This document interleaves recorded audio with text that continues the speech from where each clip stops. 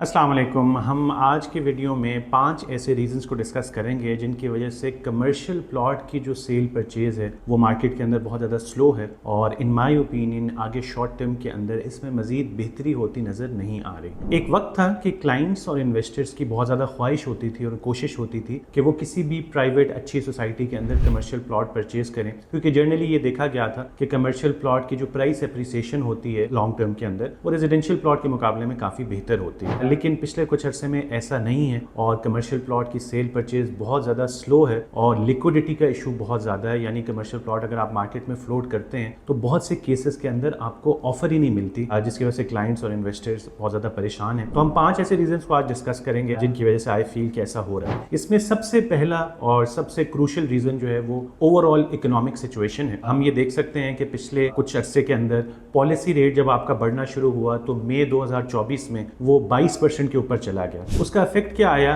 कि आपका raw material बहुत ज़्यादा महंगा हो गया, बिजनेसेस को जो लेंडिंग होनी थी वो बहुत ज़्यादा महंगी हो गई, बिजनेसेस ने जो बोरोइंग करनी थी वो बहुत ज़्यादा महंगी हो गई, जिसकी वजह से जो एग्जिस्टिंग बिजनेसेस थे बहुत सारे क्लोज भी हुए और बहुत सारे बिजनेसेस जो चलने वाले थे उन्होंने अपनी एक्सपेंशन रोक दी। ऐसे में होता क्या है कि जो कमर्शियल प्लॉट होता है जिस पे कोई प्लाजा बनता है उसमें ज़ाहिर है प्लाजा तो बन जाता है लेकिन वो शॉप्स जो हैं वो रेंट के ऊपर नहीं लगती। और आज हम देख सकते हैं डिफरेंट सोसाइटीज़ के अंदर जो है वो बहुत सारे प्लाजे बने हुए हैं लेकिन खाली हैं। तो लोगों ने इस चीज़ को रियलाइज़ किया कि कमर्शियल इन्वेस्टमेंट हमने की तो लेकिन उसके ऊपर हमें रिटर्न नहीं आ रहा, रेंटल नहीं आ रहा, तो इस वजह से करंटली लोग उसको अवॉइड कर रहे हैं। सेकंड जो फैक्टर है वो करेंसी फ्लक्चुएशन का है। करेंसी फ्लक्चुएशन की वजह से भी बहुत ज़्यादा इम्पैक्ट आया है रियल एस्टेट मार्केट में। अगर हम ओवरसीज़ के पॉइंट ऑफ व्यू से बात करें तो अक्सर कमर्शियल प्रॉपर्टीज़ जो थी वो ओवरसीज़ वालों को ज़्यादा अट्रैक्ट करती थी क्योंकि उनके बजट में वो चीज़ आती थी। लेकिन जब करेंसी का इफेक्ट आया तो उन्होंने अपनी रियल एस्टेट इन्वेस्टमेंट पे लॉसेस किए करेंसी के टर्म्स में भी। तो चाहे वो कमर्शियल हो चाहे वो रेजिडेंशियल हो, अब वो उस चीज़ को अवॉइड करें। इसके साथ साथ करेंसी फ्लक्चुएशन का एक और जो इम्पैक्ट आया वो डेवलपमेंट कॉस्ट के ऊपर आया। बिल्डर्स जब कंस्ट्रक्शन शुरू की तो फॉर एग्जांपल उस वक्त सरिया आपका 1.5 लाख पर टन पे था, वो बढ़ते बढ़ते 3, सवा 3 पे भी चला गया। एक टाइम ऐसा आया और उस चीज़ को फैक्टर इन बिल्डर ने नहीं किया हुआ था, जिसकी वजह से बिल्डर को कंस्ट्रक्शन में बहुत ज़्यादा दुश्वारी आई और बहुत से लोगों ने अपने प्रोजेक्ट्स बीच में ही छोड़ दिए। तीसरा फैक्टर जो आई फील जिसको ठीक किया जा सकता था और आई थिंक कि वहाँ पर कुछ रेगुलेटरी अथॉरिटी की तरफ से गलती हुई है, वो ये था कि प्राइवेट सोसाइटीज़ को ओवर कमर्शलाइजेशन की इजाज़त दी गई। मैं ओवर कमर्शलाइजेशन की टर्म खुद यूज़ कर रहा हूँ और वो ये थी कि 5% का रूल था कि ओवरऑल सोसाइटी में आपको 5% इजाज़त थी कमर्शियल प्लॉट्स देने की, उसको बढ़ा के 10% कर दिया गया। मैं किसी स्पेसिफिक सोसाइटी का नाम नहीं लूँगा लेकिन हमने बहुत सी सोसाइटीज़ को फिर देखा कि उन्होंने जो लैंड एक्वायर किया उसको रेजिडेंशियल प्लॉट्स देने के बजाय ज़्यादातर कमर्शियल दिए